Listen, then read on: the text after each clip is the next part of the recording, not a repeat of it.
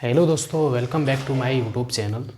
दोस्तों, बहुत सारा ऐसा कमेंट आ रहा था कि एसएससी जीडी 2022 के लिए जो डॉक्यूमेंट रिक्वायर्ड डॉक्यूमेंट है उसके बारे में वीडियो बनाइए। तो मैं वीडियो लेकर आ गया हूँ। आप लोगों को मालूम है कि एसएससी जीडी का फॉर्म स्टार्ट हो चुका है और बहुत ही कम वैकेंसी है, जिसके कारण कंपटीशन थोड़ा टफ रहने वाला है। 2021 के कंपेरिजन में अगर देखा जाए 2022 वाले वैकेंसी में, तो कंपटीशन थोड़ा सा बढ़ेगा, क्योंकि इस बार जो है बहुत सारे बच्चे लोगों ने, बहुत सारे स्टूडेंट अप्लाई किए, मतलब करेंगे।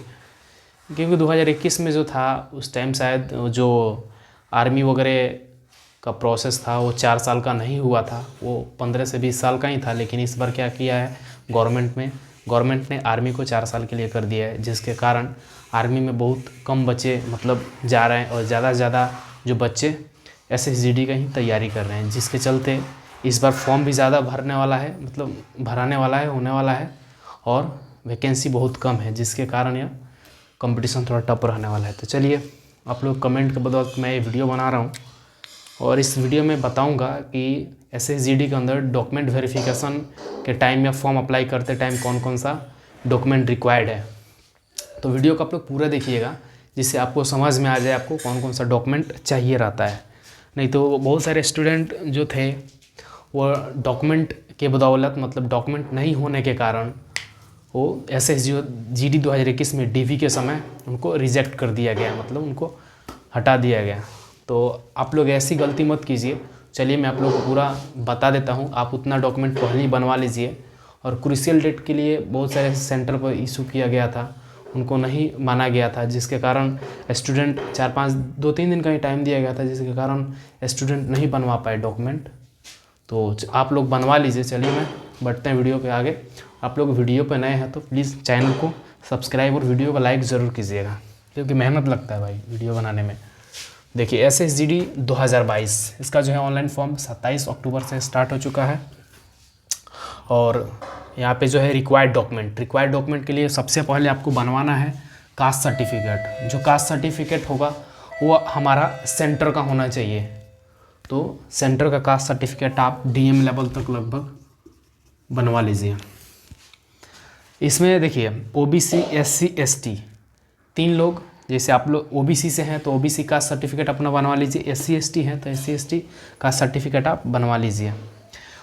एससी एसटी के लिए एनेक्जर दिया रहता है, उसका एनेक्जर आपको बनवाना पड़ेगा। ईडब्ल्यूएस आप हैं तो आप अपना ईडब्ल्यूएस एनेक्जर में बनवा लीजिए, और यह ऑनलाइन भी बनवा लीजिए। कास्ट सर्टिफिकेट जो भी है ओबीसी, एससी, एसटी वालों के लिए सबसे पहले आप ऑनलाइन बनवाइए।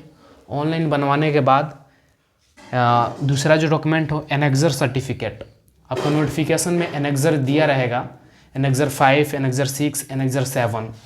तो ओबीसी के लिए एनेक्जर 7 आता है, और एससी एसटी के लिए एनेक्जर 5 या एनेक्जर 6 आता है। आप लोग देख लीजिएगा, उसका स्क्रीनशॉट निकाल लीजिएगा। जब आप ऑनलाइन कास्ट सर्टिफिकेट बनवा लेते हैं तो इसके बदौलत आप एसएससी के फॉर्मेट में एनेक्जर बोलते हैं, तो एसएससी के फॉर्मेट में आप उसको कन्वर्ट करवा लीजिए, एनेक्जर उसको बोलते हैं, वो बनवा लीजिएगा। और तीसरा जो डॉक्यूमेंट है वो रेसिडेंशियल सर्टिफिकेट, ये हो गया। कास्ट सर्टिफिकेट सबसे पहले ऑनलाइन बनवाइए। ऑनलाइन जब आपका बन के आ जाएगा, फिर एनेक्जर सर्टिफिकेट के लिए आप अप्लाई कर सकते हैं। इसके बाद आप, ये हो गया रेसिडेंशियल सर्टिफिकेट, इसके बाद बनवा लीजिए रेसिडेंशियल सर्टिफिकेट। रेसिडेंशियल सर्टिफिकेट जो होगा आपका स्टेट का लगेगा, या स्टेट का लगेगा, और यह लगभग आपका एसडीएम लेवल तक आप लोग इसका बनवा लीजिए रेसिडेंशियल को। मतलब रेसिडेंशियल मतलब बोलते हैं निवास प्रमाण पत्र, आप एसडीएम लेवल तक बनवा लीजिएगा उसको, क्योंकि सीओ लेवल तक नहीं चलता है। बहुत कम ऐसे सेंटर था जहाँ सीओ लेवल को एक्सेप्ट कर लिया गया, लेकिन कम से कम एसडीएम लेवल तक आप बनवा लीजिए। फिर जो हमारा डॉक्यूमेंट लगता है वो लगता है 10th का मार्कशीट और उसका पासिंग सर्टिफिकेट। पासिंग सर्टिफिकेट वो होता है जिसको हम मूल प्रमाण पत्र बोलते हैं, ठीक है। तो यह शायद 2 साल में आता है। एग्ज़ाम जब हम पास करते हैं उसके 1.5 या 2 साल बाद हमारे स्कूल से यह मिलता है पासिंग सर्टिफिकेट। और अगर आप फॉर्म 12th से भर रहे हैं, ये तो 10th बेसिस है, अगर आप फॉर्म को 12th बेसिस में डाल रहे हैं, 12th बेस पे, तो 12th भी डाल रहे हैं तो आपको 12th का मार्कशीट लगेगा, उसका पासिंग सर्टिफिकेट लगता है, जो कि कॉलेज में 2 साल बाद आता है। 10th के डॉक्यूमेंट में बस 10th का मार्कशीट और उसका पासिंग सर्टिफिकेट, 12th का मार्कशीट और उसका पासिंग सर्टिफिकेट, इतना ही लगता है। मार्कशीट, प्रोविजनल ए वगैरह वगैरह कुछ नहीं लगता है।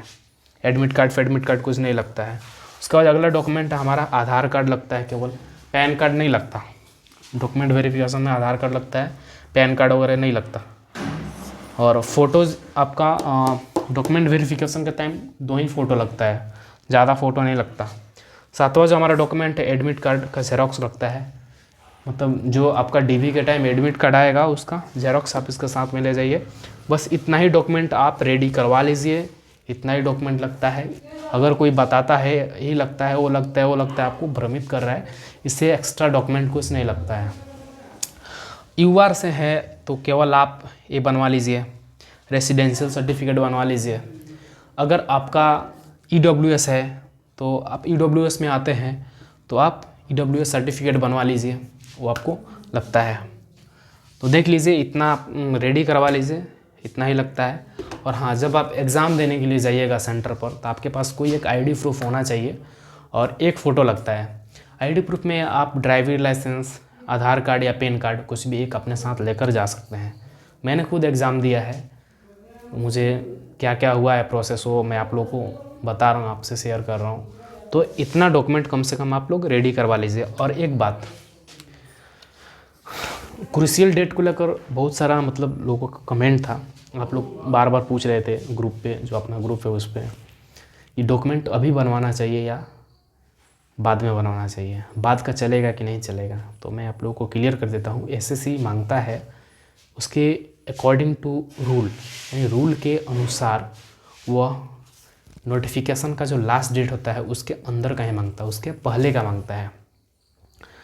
तो आप पहले का बनवा लीजिए, बहुत अच्छा रहेगा। अगर आप नहीं बनवा पाते हैं, अगर बाद का भी रहता है तो वो भी चल जाता है। लेकिन क्या होता है ना, हमारे डॉक्यूमेंट वेरिफिकेशन का टाइम किसी किसी सेंटर पर क्या था, जो बाद का बनवाए हुए थे ना, उनका एक्सेप्टेबल नहीं था।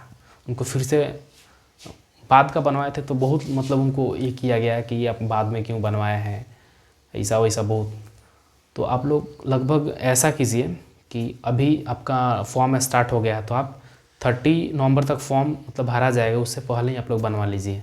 और हमारे किसी किसी सेंटर पर कैसा हुआ कि लेटेस्ट मांगा गया, मतलब कभी ऐसा नहीं कि मतलब पहले का ही, वो लेटेस्ट मांगे, बोले कि नहीं पहले का नहीं चलेगा, आप लेटेस्ट दीजिए। तो उनको 2-3 दिन, 5 दिन, 6 दिन का ऐसा टाइम दिया गया। तो मैं तो बोलूँगा कि अभी फॉर्म अप्लाई कर रहे हैं आप लोग तो अभी बनवा लीजिए, अच्छा रहेगा। जो भी डॉक्यूमेंट है आप पहले बनवा लीजिए। सबसे मेन ज़रूरी चीज़ ओबीसी, एससी, एसटी और ईडब्ल्यूएस, इतना आप लोग पहले ही बनवा लीजिए। तो आशा करता हूँ कि आपको यह वीडियो समझ में आया रहेगा, अच्छा लगा रहेगा। तो लाइक कीजिए, शेयर कीजिए। चलिए मिलते हैं फिर नेक्स्ट वीडियो में। जो भी आपका डाउट रहेगा प्लीज़ कमेंट में मुझे ज़रूर बताएं, मैं कोशिश करूँगा कि उस पर वीडियो बनाऊँ। तो आप लोग अपना पढ़ाई अच्छे से कीजिए। जो भी प्रॉब्लम है आप लोग कमेंट करके बताइए, क्या प्रॉब्लम है, पढ़ाई में कुछ प्रॉब्लम है या मैथ समझ में नहीं आ रहा। सबसे ज़्यादा बार यही क्वेश्चन आता है कि मैथ समझ में नहीं आ रहा है, क्या करें, कैसे करें। तो उस पर भी वीडियो आएगा बहुत जल्द। तो आप लोग क्या आपको प्रॉब्लम है आप लोग अच्छे से कमेंट करके बताइए। तो चलिए मिलते फिर नेक्स्ट वीडियो में, तब तक के लिए जय हिंद, जय भारत।